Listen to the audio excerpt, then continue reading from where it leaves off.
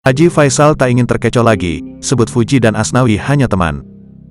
Fuji akhirnya mengaku pada Faisal bahwa hubungannya dengan Asnawi hanya sebatas teman. Pengakuan tersebut pun Faisal dapatkan saat mengonfirmasi sendiri ke Fuji. Saya sudah melihat dan bahkan menanyakan langsung ke anak saya, kata Faisal dikutip di YouTube Seleb Oncam News, Kamis, tanggal 14 September tahun 2023.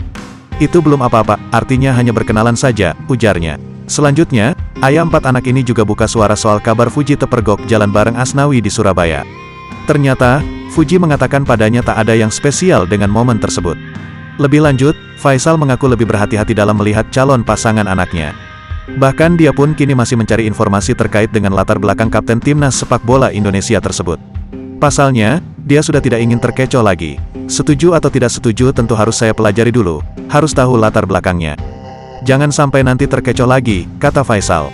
Sebagai informasi, Fuji memang sedang ramai dijodohkan dengan pemain sepak bola Asnawi Mangkualam. Adik ipar mendiang Vanessa Angel ini sempat tertangkap menonton pertandingan Asnawi di Surabaya. Tak hanya itu, mereka juga terpergok makan malam bareng hingga dicurigai berpacaran.